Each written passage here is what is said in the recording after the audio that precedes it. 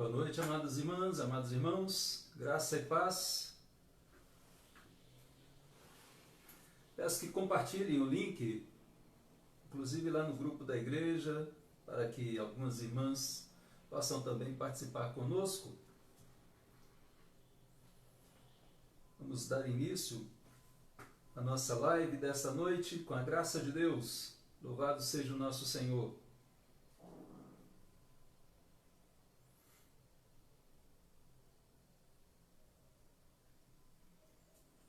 Nós vamos iniciar então. Vamos orar? Pai querido, obrigado por essa noite na Tua presença, pelo dia que o Senhor nos concedeu, pelo privilégio que temos de fazer parte do Teu povo, de sermos chamados filhos do Deus vivo e verdadeiro, filhos em Cristo Jesus. Obrigado, Santo Deus, pela Tua bondade para conosco, pelo privilégio que nos dás, ó Deus, de estarmos aqui agora, reunidos, ó Pai, ainda que virtualmente, em comunhão uns com os outros, mas principalmente em comunhão com o Senhor, em comunhão com o Teu Filho Jesus, em comunhão com o Teu Espírito Santo. Nós dependemos de Ti. Nossa vida, ó Deus, é para o Teu louvor. Nós não somos de nós mesmos, Senhor. Nós somos Teus, comprados e remidos pelo sangue de Jesus. E hoje queremos viver, ó Deus, para a Tua glória. Sê conosco, ó Deus, nessa noite, sê com Teu povo, sê com cada um. Nós assim te pedimos e te agradecemos. Em nome de Jesus. Amém e amém, Senhor. Amém. Vamos abrir nossas Bíblias no livro dos Salmos. Salmo 95.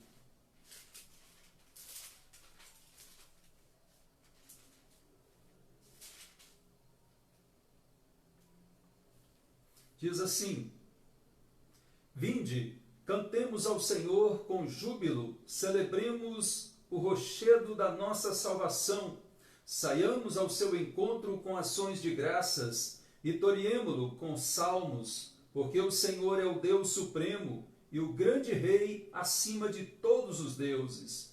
Nas suas mãos estão as profundezas da terra, e as alturas dos montes lhe pertencem. Dele é o mar, pois ele o fez, obra de suas mãos, os continentes. Vinde, adoremos, prostremo-nos ajoelhemos diante do Senhor que nos criou. Ele é o nosso Deus e nós, povo do seu pastoreio e ovelha de sua mão.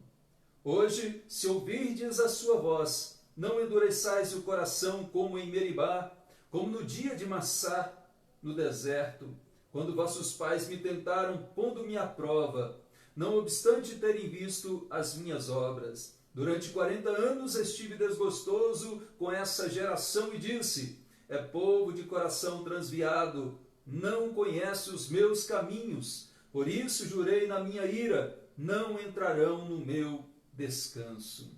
Vinde, adoremos e prostremo-nos, ajoelhemos diante do Senhor que nos criou. Amém. Louvado seja o nosso bom Deus. Toda honra e glórias somente sejam dadas a Ele hoje e para todo sempre. Amém? Graças ao Senhor. Vamos louvar o Senhor com um hino, né? Como eu já disse hoje pela manhã, estou desfalcado, né, aqui do meu filho Carlos Eliabe, que está viajando e não pode estar conosco nessa hora, mas com a graça de Deus, né, ele retornará em julho, né, adiantou a sua passagem para voltar em julho. Amém? Nós vamos louvar ao nosso bom Deus com o hino.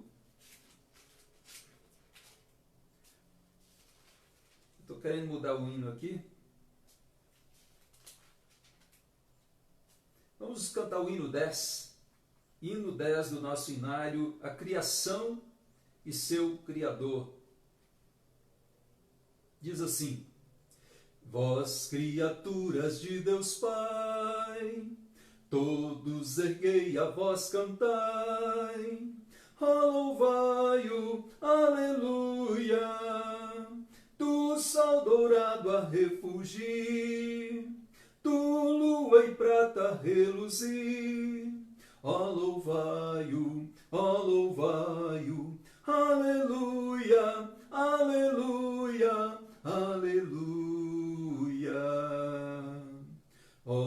boa terra que nos dás, infindas bênçãos canta já. Ó, louvai-o, aleluia, frutos e flores juntos dai, a glória a Deus, Senhor e Pai. Ó, louvai-o, aleluia, aleluia, aleluia. Vós, homens sábios e de bem, a todos proclamai também. Ó, louvai-o, aleluia, louvor ao Filho, glória ao Pai, e ao Santo Espírito louvai. Ó, louvai-o, aleluia, aleluia, aleluia. Bendito seja o nosso Deus, Criador dos céus e da terra, a Ele todo louvor. Louve, em qualquer que seja a situação, louve ao nosso Deus, digno de toda honra e de toda glória. Nós vamos ainda fazer mais uma oração, vamos falar com o nosso Pai.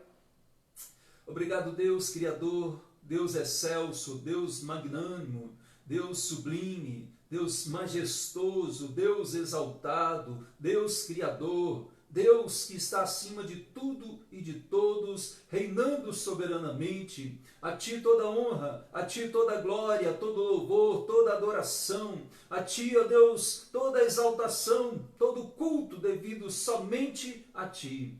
Ó Deus, obrigado pelo privilégio que nos dás de estar aqui. Sabemos da Tua santidade, sabemos da Tua glória e da Tua majestade. E também sabemos, ó Pai, que somos pecadores, somos impuros e não somos dignos de estar diante de Ti. Mas pela graça em Cristo Jesus é que nós estamos agora em oração, em comunhão com o Senhor. E rogamos que nos perdoe, ó Deus. Nos perdoe, nos purifique, nos lave, nos limpe, ó Deus, em nome de Jesus, no sangue do Cordeiro. Ó Deus, torna-nos puros, torna-nos limpos, Senhor, para a honra e glória do Teu nome, para estarmos diante de Ti em adoração, de forma agradável, de forma aceitável ao Senhor. Nós assim te suplicamos e agradecemos em nome do Teu Filho, Jesus Cristo, aquele que vive e reina para sempre. Amém e amém. Louvado seja o nosso bom Deus, amados e amadas. Vamos ainda já direto para o nosso texto dessa noite. Livro dos Salmos, Salmos 2, continuidade da nossa mensagem de hoje pela manhã. Na realidade é uma continuidade do Salmo, mas as mensagens são separadas, são individuais, né? Então nós vamos abrir no Salmo 2, faremos a leitura de todo o capítulo, embora a mensagem esteja hoje, agora, pela noite, nos versículos 4 a 9. Diz assim: Por que se enfurecem os gentios e os povos imaginam coisas vãs? Os reis da terra se levantam e os príncipes conspiram contra o Senhor e contra o seu ungido, dizendo: Rompamos os seus laços e sacudamos de nós as suas algemas. Ri-se aquele que habita nos céus. O Senhor zomba deles. Na sua ira, a seu tempo lhes há de falar, e no seu furor os confundirá. Eu, porém, constituí o meu rei sobre o meu santo monte Sião. Proclamarei o decreto do Senhor. Ele me disse: Tu és meu filho, eu hoje te gerei. Pede-me, e eu te darei as nações por herança, e as extremidades da terra por tua possessão.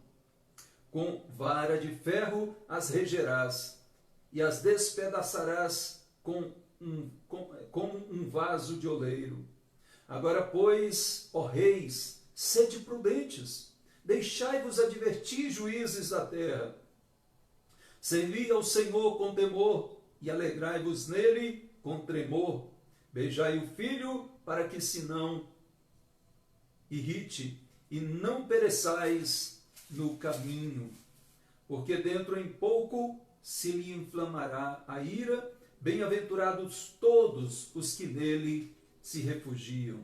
Então, nós vamos no versículo 4 até o versículo 9. Você que está aí em casa com a Bíblia aberta, acompanhe conosco a meditação nesses versículos.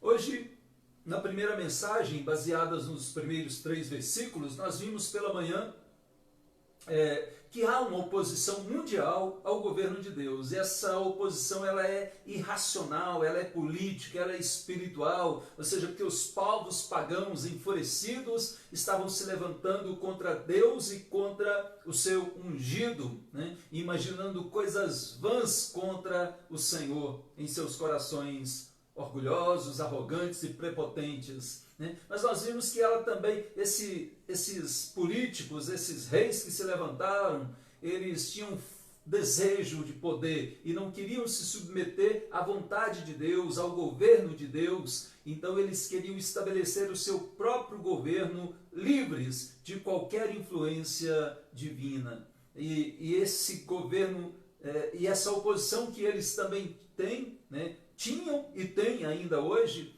é também uma oposição espiritual, que envolve não apenas uma região, um local, um país, mas toda a terra. Em toda a terra há oposição política, oposição espiritual e essa oposição irracional contra Deus. E neste contraste de cosmovisões que nós temos visto aqui neste texto da Palavra de Deus, nós podemos ver claramente, né? Nós podemos ver claramente que há aqueles que veem de uma forma e outros que veem de outra forma, ou seja, uns veem olhando de baixo para cima e outros veem olhando de cima para baixo. E a conclusão que vão chegar será uma conclusão contrária, oposta, antagônica uma à da outra. Ou seja, são diferentes os modos de ver o mundo, de olhar para os governos, de olhar de cima para baixo ou de baixo para cima, e então os resultados também serão diferentes. E somente numa cosmovisão bíblica, olhando com o óculo divino, é que nós contemplaremos o único governo soberano e eterno, o único governante que de fato está acima de tudo e de todos. E a pergunta que eu quero deixar nessa parte introdutória é: como você enxerga os governos terrenos? Você acha que eles são poderosos e governam todas as coisas sem nenhuma restrição? Você acha que os planos deles, as ordens que eles dão, o poderio deles são a palavra final? Ou seja, o que eles disserem acontecerá? Quem é a autoridade máxima em toda a terra? Quem é? Seria o presidente da maior potência americana, hoje o Donald Trump? Seria a ONU, as organizações das Nações Unidas? Seria a OMS, que nesse período de quarentena, de pandemia, está no auge? Qual é a maior força política poderosa de um governante em nossos dias? Seria a Europa, né, na zona do euro, né, a União Europeia? Seria o G20? Qual seria? Meus amados irmãos, minhas amadas irmãs, não é de hoje que reis e imperadores da terra inteira, né, em todos os lugares do mundo, têm se levantado, têm lutado para poder expandir os seus domínios, expandir o seu reino. Eles falharam e têm falhado constantemente. Amados irmãos, não é de hoje que eles, imperadores da terra inteira, em todos os lugares do mundo, têm celebrado. Como você vê todas essas coisas? Como você consegue contemplar esses homens levantando-se, se levantando e lutando para poder expandir os seus domínios? Nós já sabemos que vários impérios da terra, né, vários impérios já se levantaram contra Deus. Nós conhecemos alguns narrados na palavra de Deus, por exemplo, o Império Egípcio, nós temos o Império Babilônico, o Império Medo-Persa, também o Império Grego, o Império Romano, né? Mas todos estes caíram e nada ou quase nada sobrou de todo esse grande, de todos esses grandes impérios. Todos eles ruíram, não sobrou quase nada. Mas como nós já observamos na primeira parte deste Salmo 2, né, as pessoas e esses reis instigados por Satanás, eles continuam se levantando contra Deus, continuam conspirando contra o ungido do Senhor. Isso não vai acabar até o dia do nosso Deus. Mas até que ponto você acha que esses ataques podem afetar a Deus? Até que ponto eles afetam, por exemplo, os planos divinos? Frustram o Senhor na sua soberania? Até que ponto é possível, no final, esses reis da terra, esses que se levantam contra Deus, saírem vitoriosos? Será possível isso? Aqui nos versículos 4 a 9 do Salmo 2, nós veremos o único governante soberano e eterno. Ele não é vulnerável nem passivo ao que está acontecendo aqui na terra. Ele não é vulnerável nem passivo ao que está acontecendo aqui na terra. Ele habita no céu, como diz o versículo 4. Ele habita nas alturas, ele é transcendente. Ele está acima de todas essas tramóias sobre a terra. Todos esses reis que se levantam e tentam afetá-lo, eles não podem afetá-lo. Ele é inatingível, ele habita nos céus. Ele está sentado no mais alto e sublime trono, como disse o profeta e como viu o profeta Isaías no capítulo 6. Então os reinos da terra, eles podem ficar vagos. Esses tronos, eles podem ser usurpados, podem ser transferidos de um para outro. Mas o trono soberano de Deus, ele não está e nunca esteve e nunca estará vazio. Ele sempre estará ocupado pelo único e soberano, eterno Rei dos Reis. Então não é possível fugir deste Rei dos Reis. Ele está nos céus, ele vê todas as coisas, ele contempla todas as coisas. O Salmo 139 deixa bem claro que não adianta ir para o mais profundo abismo, não adianta ir para o mais alto céu, não adianta a escuridão ou a luz. Ele vê tudo, ele contempla todas as coisas. O livro de Provérbios diz que Deus contempla maus e bons. Ele vê todas as coisas que estão acontecendo, se passando sobre a face da terra. Ele não pode em si mesmo ser visto por olhos naturais, mas ele vê, ele contempla a tudo e a todos. Versículo 4 diz que ele é Senhor. Então ele habita nos céus e ele é o Senhor. Embora os governantes da terra não reconheçam o seu senhorio soberano e divino, ele é o Senhor e ele continua sendo o Senhor. Embora esses reis terrenos, essas autoridades achem que estão fazendo tudo conforme o conselho da sua própria vontade, dos seus próprios planos humanos e falíveis, na verdade, tudo vai se desenrolando conforme o plano daquele que é o Senhor dos Senhores, daquele que está no controle, habita nos céus e é o Rei da terra. Enquanto os governantes acham que eles subiram sozinhos aos seus tronos, aos seus cargos, às suas lideranças, é Deus que está governando todas as coisas. Ele está no controle da história e de toda a eternidade. Sempre esteve. E o versículo 4 diz que ele, do alto céu, como Senhor, ele ri e zomba. Aqui é uma reação de desprezo por parte de Deus.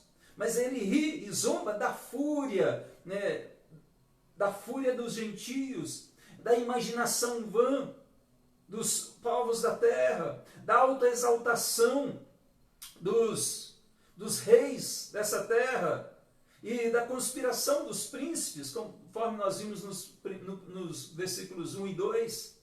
Tudo isso é algo para Deus como cômico, é como um número circense, como uma grande, desculpa a expressão, uma palhaçada aos olhos do Senhor. E ele ri e ele zomba. E aqui nós vemos um contraste com aqueles escarnecedores lá do capítulo 1, né?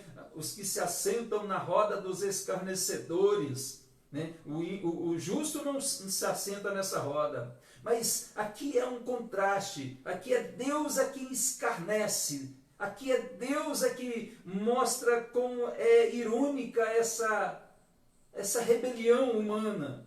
Ele ironiza os seus opositores em suas tramas fúteis, em suas tramas ingênuas. Então o poder e as tramas dos homens ou do diabo ou dos principados e potestades, nada disso traz a mínima preocupação para com Deus. Nada disso vai afetar, vai trazer algum dano colateral ao Senhor. Deus não está dizendo, e agora os reis da terra se uniram. O que será do meu reino? O que será da minha igreja? Não, Deus não está preocupado. A oposição humana e espiritual, elas não podem causar dano algum ao Senhor. Porque Ele é soberano sobre toda a terra. Porque Ele está assentado, habita nos céus. E Ele não está passivo a tudo o que acontece. Ele não é vulnerável às coisas que acontecem. Ele está governando. E em segundo lugar, eu quero dizer que Ele age no tempo pré-estabelecido por Ele mesmo. Esse único governante, soberano e eterno, Ele age no tempo que Ele mesmo pré-estabeleceu.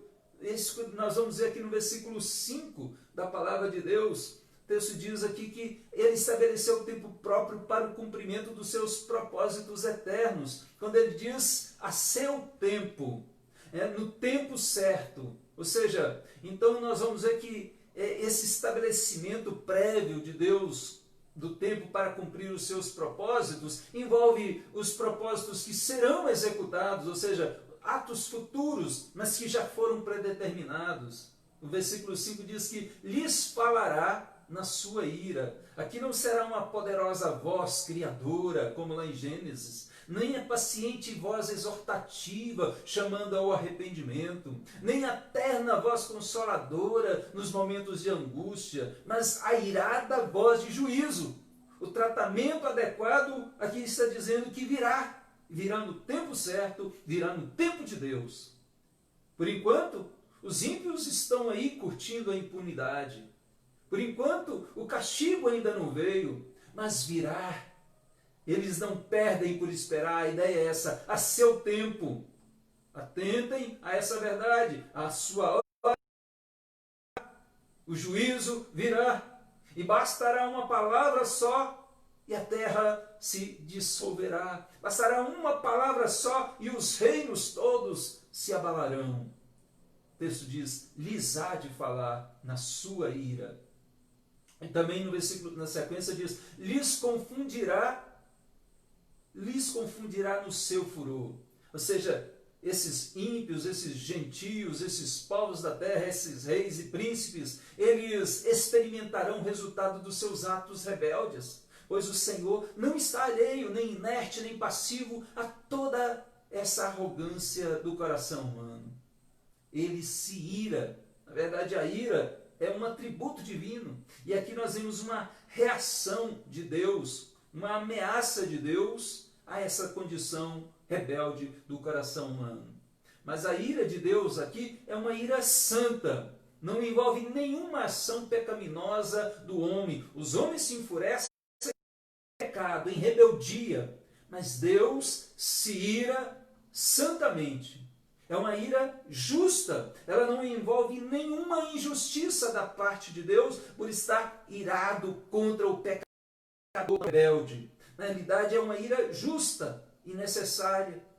Ela é uma ira implacável, porque a força humana não pode aplacá-la. Nada do homem em si mesmo poderá aplacar essa ira divina. Só Jesus, só Ele que pôde aplacar essa ira divina. Mas isso não vale para todos, somente para os que estão em Cristo Jesus. Então, ela envolve propósitos que que serão executados, ou seja, num futuro já predeterminado, mas também envolve propósitos que já foram executados, ou seja, atos passados que permanecem. Os versículos 6 e 7 aqui estão propositalmente no centro deste salmo, no centro dessa poesia hebraica. Nós temos aqui pelo menos 3 divisões. Eu prefiro dividi-lo em 3. Aqui, a primeira dos versos 1 ao 3, e a segunda divisão dos versos 4 a 9, e a terceira divisão dos versos 10 a 12. Mas no centro dessa segunda divisão estão aí os versículos 6 e 7. E não é por acaso, estão aqui propositalmente mostrando, centralizando o propósito de Deus, apontar para o ungido, para o Messias, para o Cristo. O versículo 6 diz: eu, porém, constituí o meu rei sobre o meu monte Sião. Então ele estabeleceu, esse Senhor que estabelece tudo conforme o seu propósito, que é o único soberano rei, ele estabeleceu um reino de justiça na terra, constituindo o seu rei. Não é um rei qualquer, é o rei de Deus, estabelecido pelo próprio Deus. E no Monte Sião, aqui primariamente se aplica a Davi, que foi constituído como rei em Sião, em Jerusalém. Mas a promessa era de um rei que se assentaria no trono de Davi para sempre. Ou seja, um rei eterno. E Jesus é a raiz de Davi.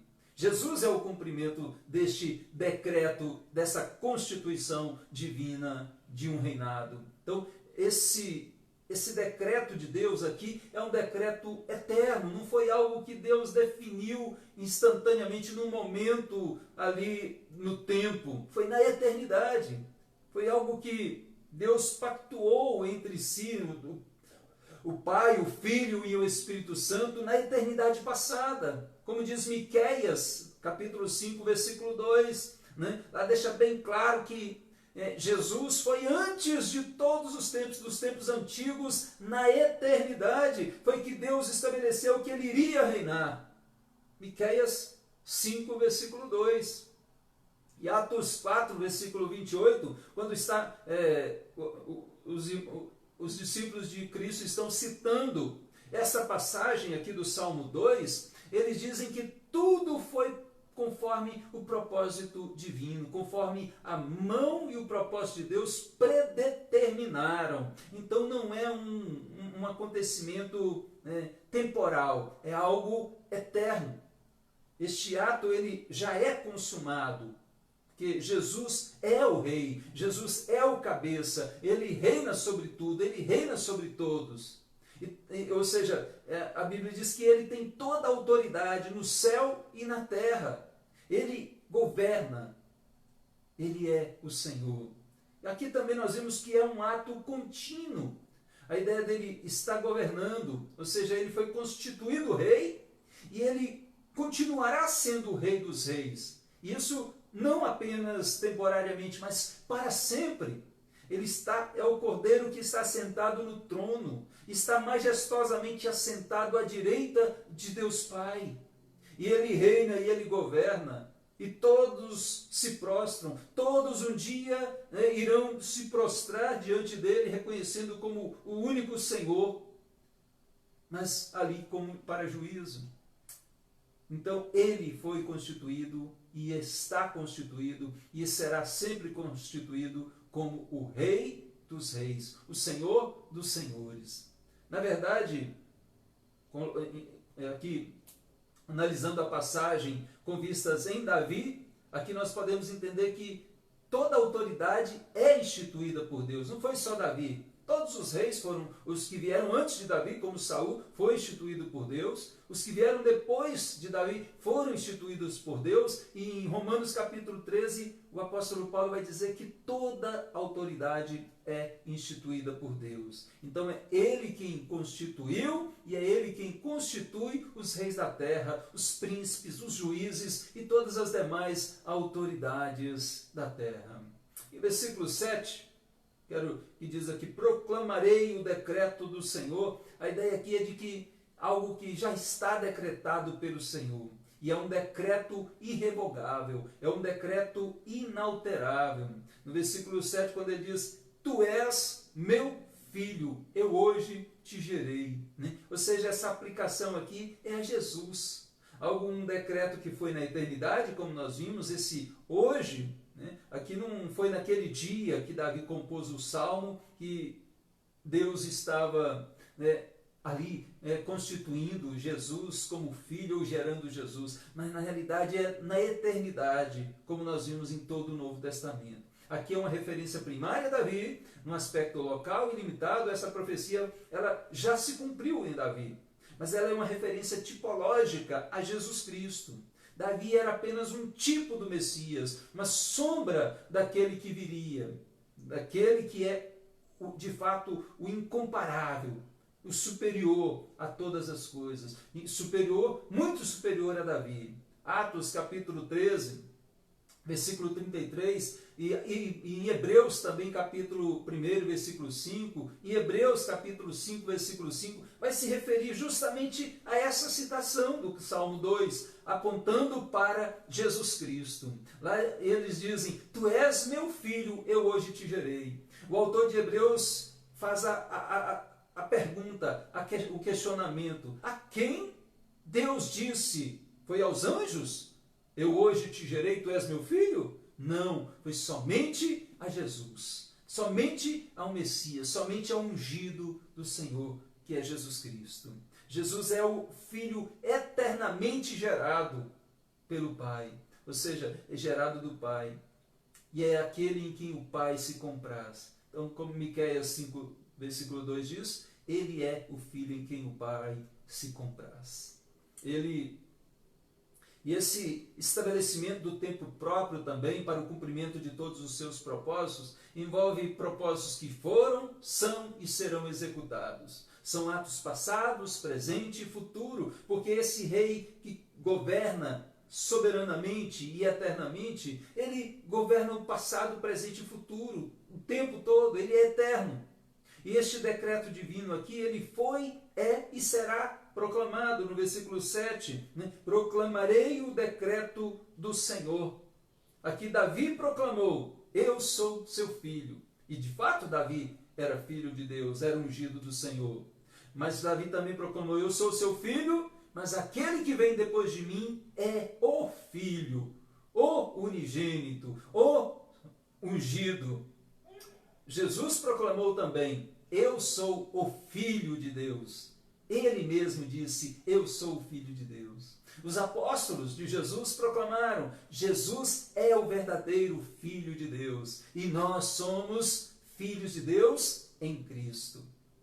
Atos capítulo 4, versículo 29, na referência, quando há uma citação deste texto aqui na sequência, né, o discípulo diz, o escritor diz: agora, pois, concede aos teus servos que anunciem, que proclamem com toda a intrepidez a tua palavra. Ou seja, aqui proclamarei o decreto do Senhor.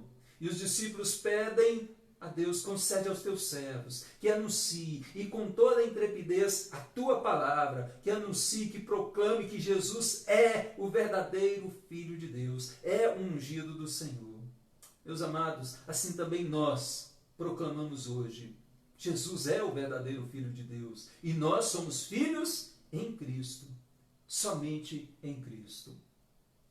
Há e sempre houve oposição à pregação do Evangelho. Houve naqueles dias, no capítulo 4, versículos 25 em diante, onde é citado este texto do Salmo 2, e houve posteriormente, e ainda hoje também, em muitos países, uns mais do que em outros, mas há perseguição, há tentativa de impedir os planos de Deus. Mas nem ninguém, nem nada poderá impedir, usurpar o governo universal de Deus, ou mesmo impedir o seu plano divino de salvação, né, de se espalhar sobre toda a terra, de se cumprir em toda a terra, porque Ele é o Senhor soberano, governante e eterno.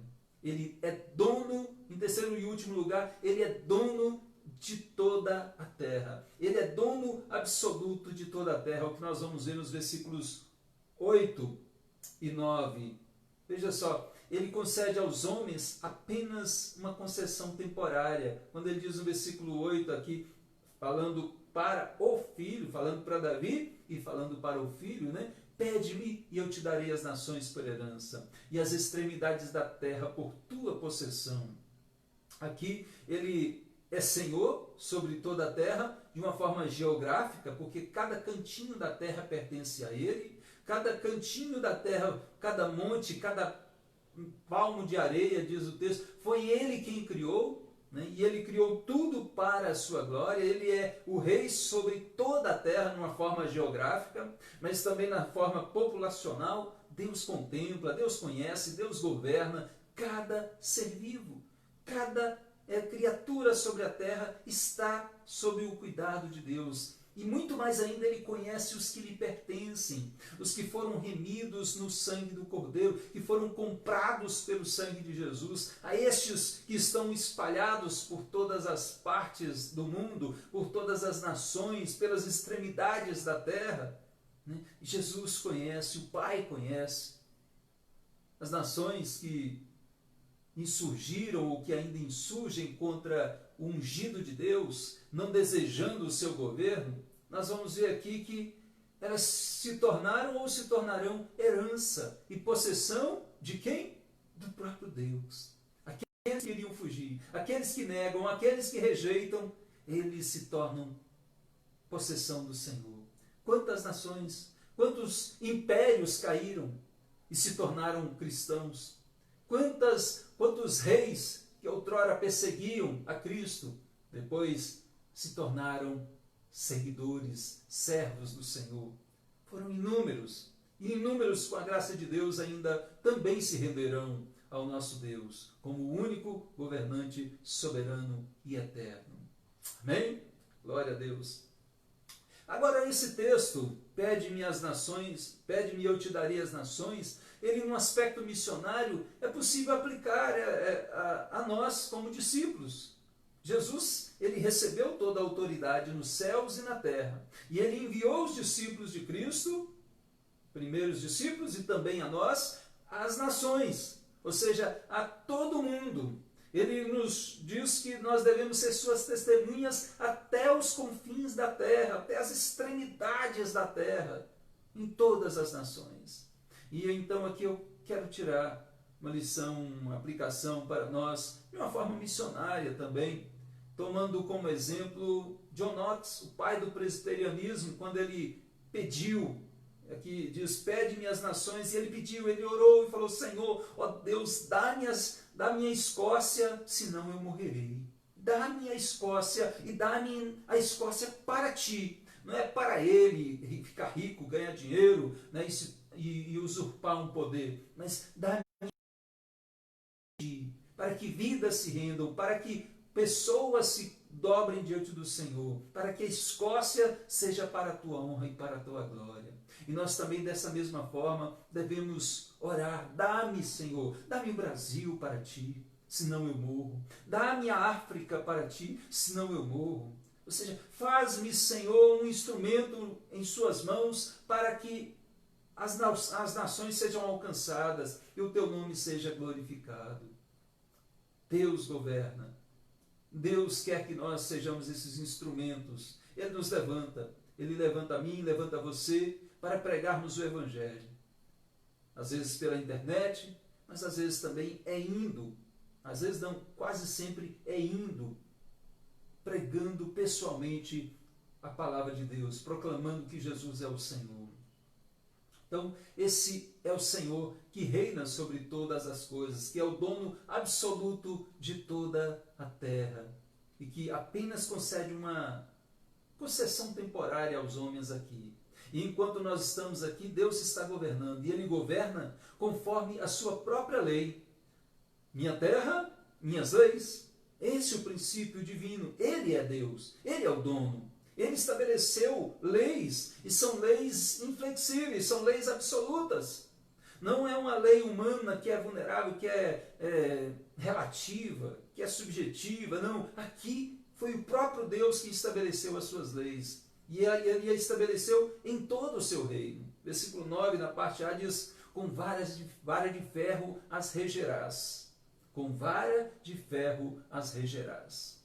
Como pastor supremo, ele apacentará e protegerá suas amadas ovelhas com um cajado, mas será duro, será severo com as pessoas, com os corações que são endurecidos, incorrigíveis. E estes ele regerá com vara de ferro.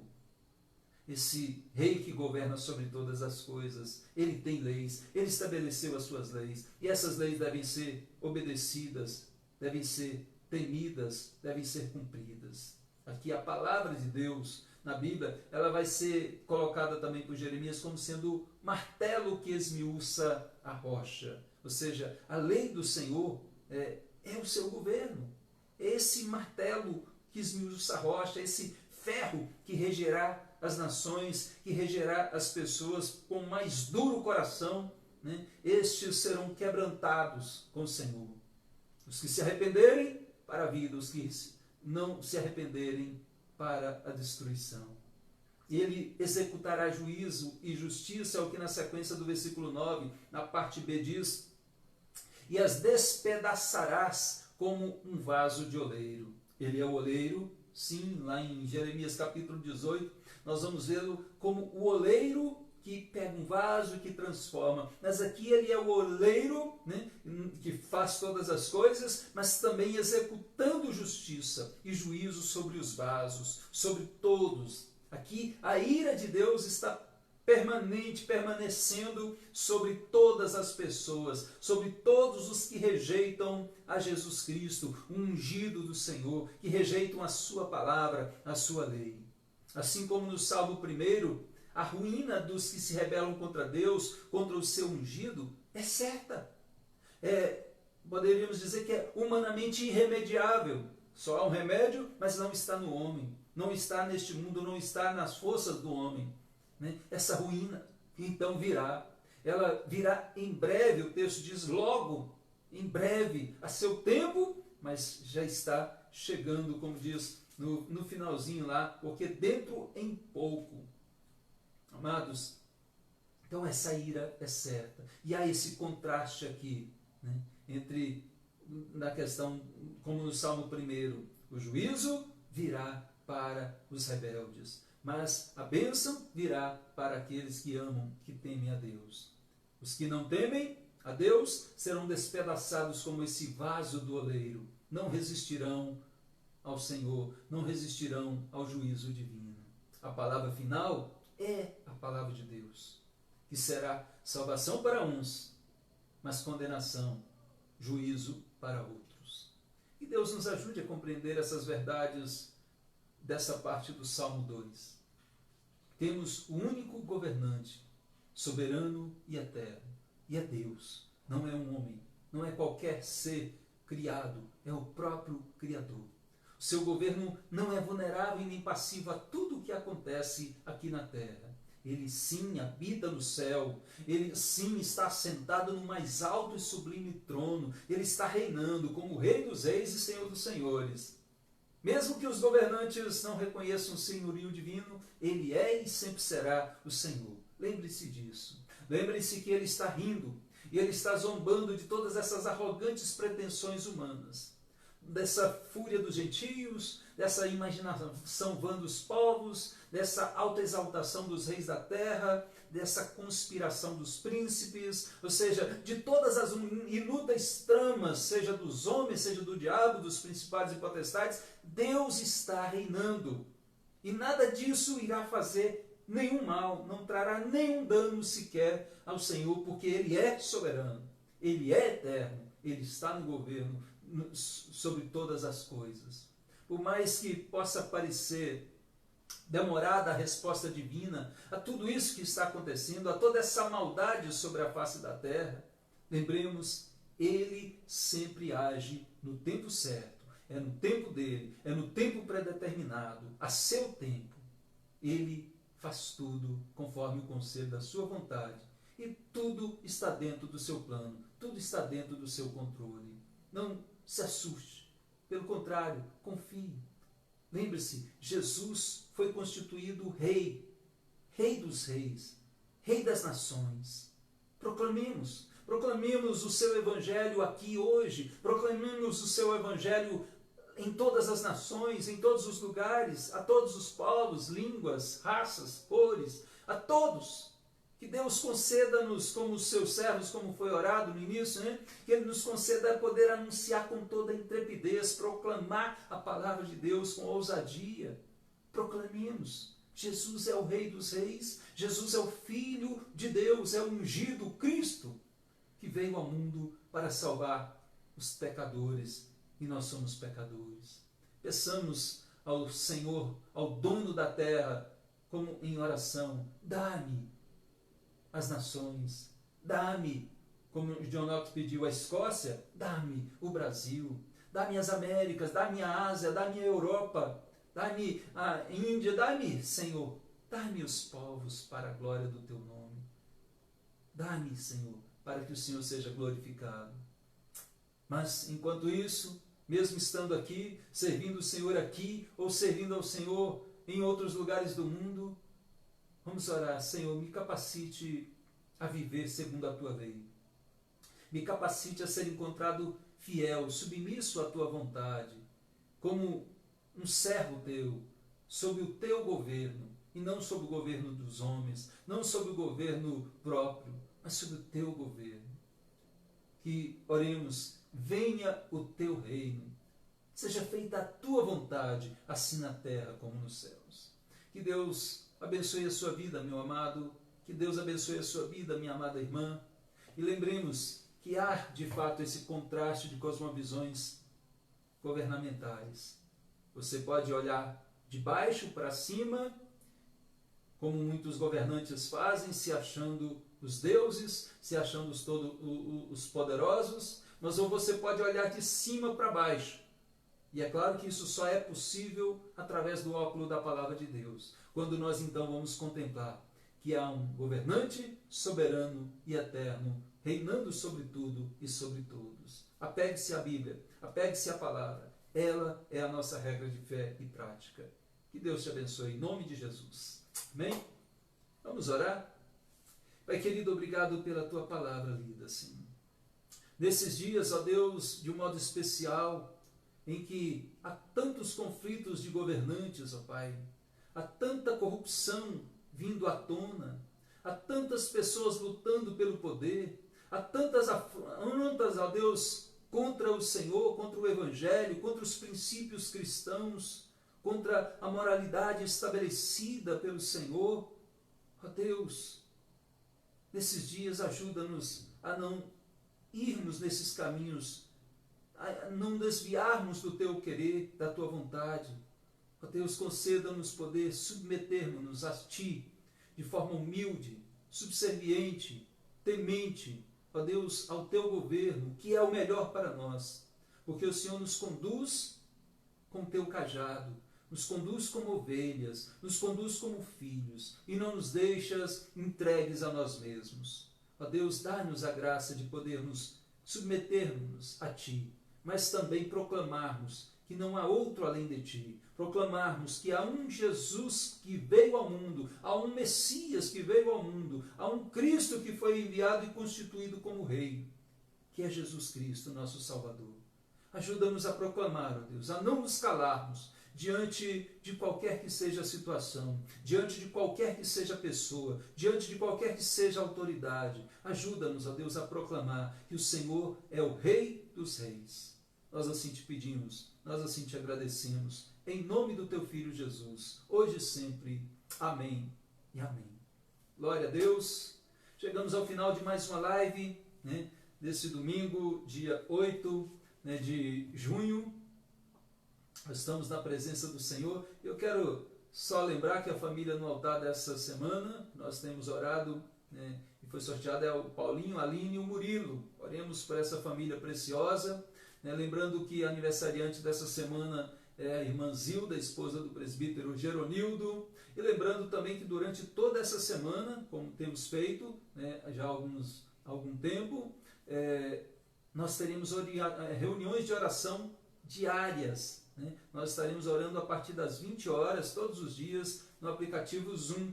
Então tem sido um momento muito precioso, onde meditamos no livro de Provérbios. Estamos já finalizando o capítulo 6, né, do livro de Provérbios, né, nessas nossas meditações diárias. Então participe conosco e que Deus te abençoe. Tenha uma ótima semana, né? Cuide-se, né? Se for trabalhar, cuide-se, né? Se for ficar em casa, cuide-se, mas confie no Senhor e descanse no Senhor. Que Deus abençoe em nome de Jesus. Amém? Até mais.